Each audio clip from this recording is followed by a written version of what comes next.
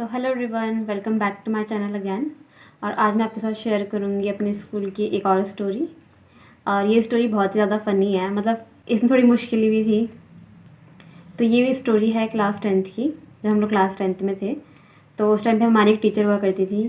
तो अब क्या था कि वो सुबह सुबह का लेक्चर था, मतलब सेकेंड या थर्ड लेक्चर रहा होगा, ज़्यादा लेट का लेक्चर भी नहीं था। तो मेरा एक दोस्त था स्कूल में, तो वो उस दिन फ़ोन लेके आया था क्लास में। और तो हुआ क्या कि लेक्चर के बीच में मैम को हल्की हल्की सी नींद आ रही थी।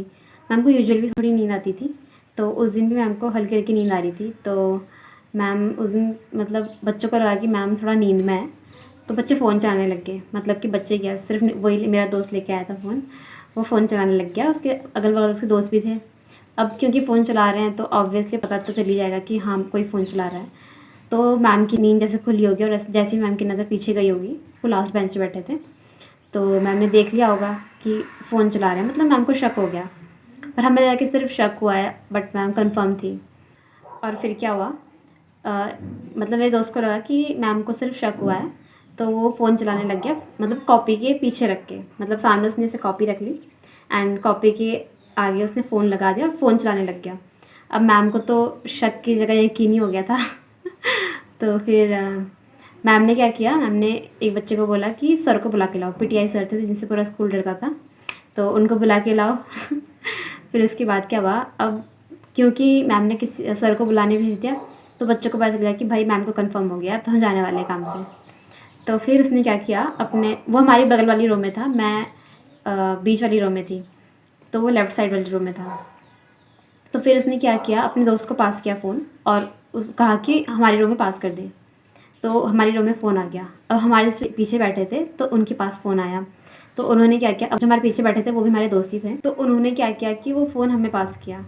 तो फिर मुझे वो बोलने लगा वहाँ से, मेरा दोस्त कि छुपा दे इसको कैसे भी करके।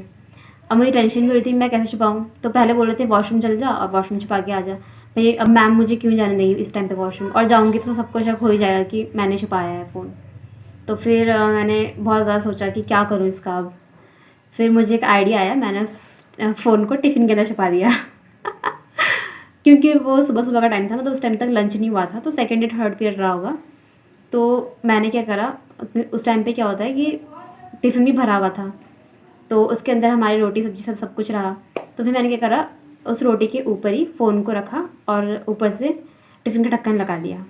अब क्योंकि टिफ़िन भरा हुआ है तो हैवी होगा, तो कोई इसको खोल के तो देखेगा नहीं कि इसके अंदर क्या है, क्योंकि ऑफ कोर्स ही बात है टिफ़िन के अंदर खाना ही होगा, तो उसके ऊपर तो शक जाएगा ही नहीं। तो फिर मुझे ये आइडिया सही लगा, मैंने इसके अंदर छुपा दिया। अब मैम को लग रहा था, मैम को ही शक नहीं था कि हमारे तक फ़ोन आ गया होगा या फिर हमारे रूम में किसी ने छुपा दिया होगा। तो फिर उसके बाद सर, जब पीटीआई सर आए तो सर ने अपने साथ 2-4 सीनियर लाए चेकिंग करवाने के लिए। तो फिर जो सीनियर्स थे वो बैग के चेकिंग करने लग गए सबकी। और टीचर ने, मैम मतलब हमारी मैम ने हमारी चेकिंग स्टार्ट कर दी बच्चों की, और सर ने बच्चों की चेकिंग स्टार्ट कर दी। साथ साथ में बैग भी चेक हो रहे थे और हम भी चेक हो रहे थे। फिर क्या हुआ, धीरे धीरे जैसे चेकिंग हो रही थी, तो मेरे पीछे जो मेरे दोस्त बैठे थे उसमें से एक लड़की थी मेरी दोस्त, तो शायद वो ज़्यादा घबरा गई या क्या हो गया उसको पता नहीं। पर उसने मैम को बता दिया कि मैम मतलब हमने फ़ोन आगे पास कर दिया है, तो इन लोगों ने ही रखा है जहाँ भी रखा है। उस टाइम पे मेरा इतना दिमाग ख़राब हुआ कि बहन क्यों करा तूने ऐसा। फिर बट चलो जो भी है, हो सकता है वो ज़्यादा घबरा गई होगी, और वैसे भी शायद मे भी हम पकड़े जाते हैं कि मैम कहीं ना कहीं से पता लगाती है। बट इतनी जल्दी मैम पता नहीं लगा पाती, क्योंकि मैम को शक था जिन पे, उनके पास तो मिलता नहीं कैसे भी करके, और मैम को हम पे शक कभी होता नहीं। तो अब तो सब कुछ बेड़ा गर्द हो ही चुका था। तो फिर जब हमारी बारी आई उनके बाद, तो फिर मैम मेरे पास आई। जब मेरी चेकिंग हो रही थी तो मैम ने चेक किया और साथ साथ में मेरे कान में बोला कि आंचल, मुझे पता है, मुझे उस लड़की ने बता दिया कि तेरे पास फ़ोन है, तूने छुपाया है, तो मुझे बता दे कि कहाँ रखा है, मैं निकाल के उसको अपने पास रख लूँगी और सर को नहीं बताऊँगी, क्योंकि सर के पास बात जाएगी तो ऑब्वियसली हम पिटेंगे। तो फिर अब मेरे पास कोई ऑप्शन नहीं बचा था, तो मुझे अनफॉर्चुनेटली बताना पड़ा कि मैंने टिफ़िन के अंदर रखा है। तो ये थी वो स्टोरी।